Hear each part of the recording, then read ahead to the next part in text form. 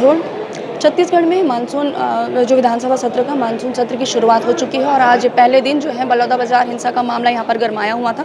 बलौदाबाजार हिंसा के मामले पर जो विपक्ष है वो लगातार सरकार पर कानून व्यवस्था को लेकर सवाल उठा रही है। हमारे साथ इस चर्चा में गृह मंत्री विजय शर्मा जी हमारे साथ में हैं। मंत्री जी, लगातार जो है विपक्ष ये कह रही है कि बलौदाबाजार हिंसा के मामले में जो सरकार जो है वो चर्चा नहीं करना चाह रही, चर्चा से बच रही, क्या ऐसा कुछ है क्या? आज तो हुई ना चर्चा, स्थगन का प्रस्ताव लाए, इसकी स्वीकार्यता पर चर्चा में उनकी तरफ से 15-20 लोग बोले हैं। तो 15-20 लोग बोले हैं ना, वो तो हमारे लोग नहीं बोल पाए, नहीं तो बहुत सारी और बातें शुरू होती कि कहाँ क्या हुआ है, कैसे क्या हुआ है। मैंने सरकार का एक प्रस्ताव पक्ष था वो रखा हुआ है। इसमें स्थगन के प्रस्ताव के लिए जब कोई जांच आयोग उस पर काम करता रहे तो स्थगन का प्रस्ताव लाया भी नहीं जा सकता है। इस बात का भी ध्यान उनको रखना चाहिए और उन लोगों ने अपनी बात रखी है भाई, ऐसा नहीं है नहीं रखी। जी। अच्छा, एक मामला और उठ रहा है, लगातार कानून व्यवस्था पर सवाल विपक्ष उठा रही है। अभी हाल ही में एक गुरूर में, बालोद जिले के गुरूर में एक भाजपा महिला पार्षद को सड़क पर लाकर उसकी पिटाई की गई थी।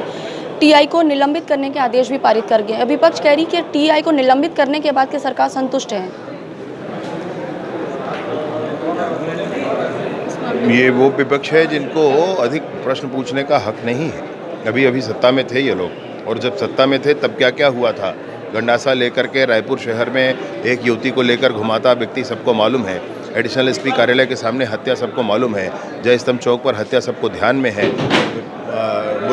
बुधारू बैगा और हरचंद बैगा, इनकी हत्याओं के किस्से मालूम है सबको, इनके सारे किस्से मालूम है भाई। मसला ये है कि उस दिन जो बालोद में हुआ है उसके ऊपर कार्रवाई की गई है, जांच की जा रही है, आगे फिर कार्रवाई जो आवश्यक होगा वो की जाएगी।